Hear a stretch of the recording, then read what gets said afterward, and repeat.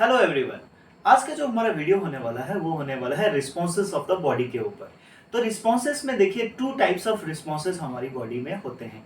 एक होता है वॉलेंटरी रिस्पॉन्सेस और एक होता है इनवॉलेंटरी रिस्पॉन्सेस।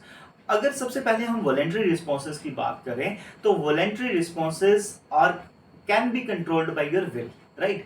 इसका मतलब ये हुआ, अगर सिंपल टर्म्स में समझे जाए कि तो वॉलेंटरी रिस्पॉन्सेस ऐसे रिस्पॉन्सेस हैं बॉडी के जिनके ऊपर आपका थोड़ा सा कंट्रोल है। आप उसको कंट्रोल कर सकते हैं, आप उसको स्पीड अप कर सकते हैं, आप उसको स्लो डाउन कर सकते हैं। अब वॉलेंटरी रिस्पॉन्सेस में अगर एग्जांपल्स की बात करें तो जैसे सबसे पहले आता है ब्रीदिंग रेट।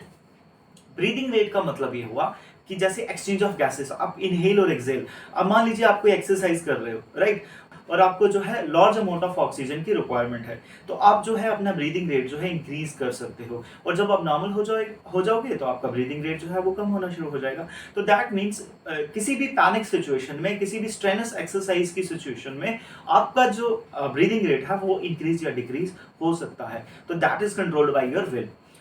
ये एक एग्जाम्पल है वॉलेंट्री रिस्पॉन्स की। अगर एक सेकंड एग्जाम्पल ली जाए वॉलेंट्री रिस्पॉन्स की तो दैट इज सलाइवेशन। सलाइवेशन का मतलब ये हुआ कि जब भी आप कुछ टेस्टी सा फूड देखते हो या अपना चॉइस का फूड देखते हो तो आपके माउथ में जो है सलाइवरी ग्लैंड्स का एक्शन तेज हो जाता है, स्पीड अप हो जाता है, जिसकी वजह से आपके माउथ में सलाइवा बनना शुरू हो जाता है।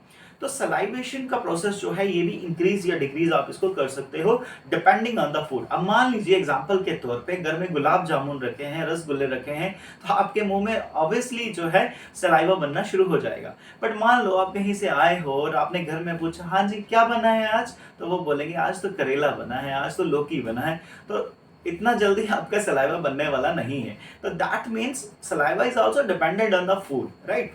और आपकी विल के ऊपर है, आपकी चॉइस के ऊपर है। आपने मैसेज किया वाओ आज तो टेस्टी फूड मिलेगा, तो दैट मीन्स सलाइवा बनना शुरू। So it is also controlled by your will.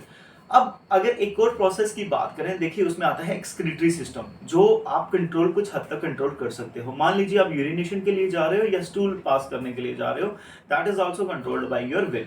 ऐसा थोड़ी है कि एकदम से सडन हो जाएगा, नहीं होगा, आप उसके लिए प्रिपेयर होंगे, आप उसके लिए वॉशरूम जाओगे।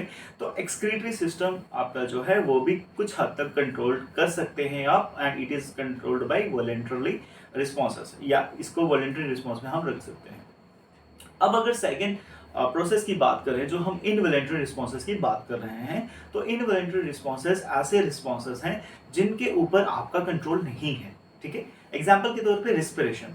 देखिए रिस्पिरेशन एक बायोकेमिकल प्रोसेस है जो ऑक्सीजन आपकी बॉडी में लेके जा रहा है, हार्ट उसको सर्कुलेट कर रहा है, वो सेल्स में जाके एनर्जी बना रहा है। तो that is totally different from breathing.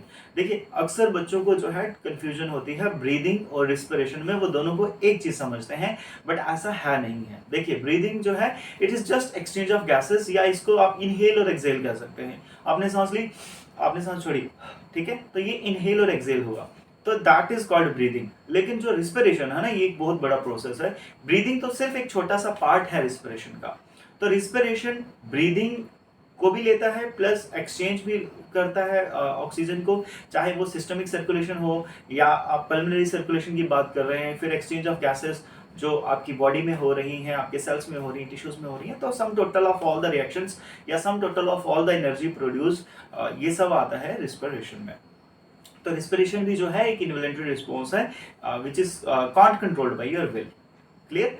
अब आता है नेक्स्ट, अगर हम बात करें हार्ट रेट की, ठीक है, जो आपकी हार्ट बीट है, it is also a involuntary response, या हम कह सकते हैं कि it is not controlled by your will. आप अपनी चाहत से, अपने जो है अपनी चॉइस से अपने हार्ट रेट को घटा या बढ़ा नहीं सकते हो।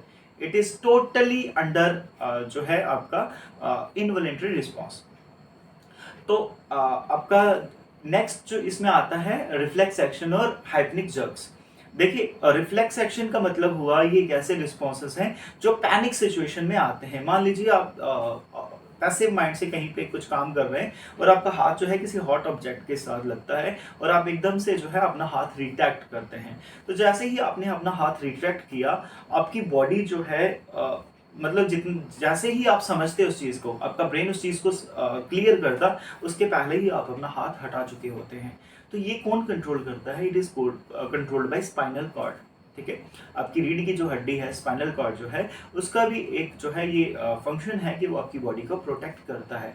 तो reflex action is controlled by spinal cord. ये भी एक इन्वॉलंटरी रिस्पॉन्स हुआ। अब अगर हाइपनिक जर्क्स की बात करें, जो हमें अक्सर नींद में आते हैं, राइट? आप सोए हुए हो और एकदम से आपकी बॉडी शेक करती है, फिर आप जाग जाते हो, वहाँ पे लगता है यार मुझे ऐसे लगा कि जैसे मैं हिला, राइट? आप सोए हुए हो और एकदम से आपकी बॉडी शेक हुई, और ये फील भी होता है, इंसान जाग जाता है उसके बाद, ये एक पैनिक सिचुएशन में होता है। अच्छा, ये होता क्यों है? ये इसलिए होता है क्योंकि आपका हार्ट रेट और आपका रिस्पिरेशन रेट जब आप सोते हो तो धीरे धीरे स्लो होना शुरू हो जाता है, और ब्रेन को ये मैसेज आता है कि इंसान जो है वो डेथ की तरफ जा रहा है।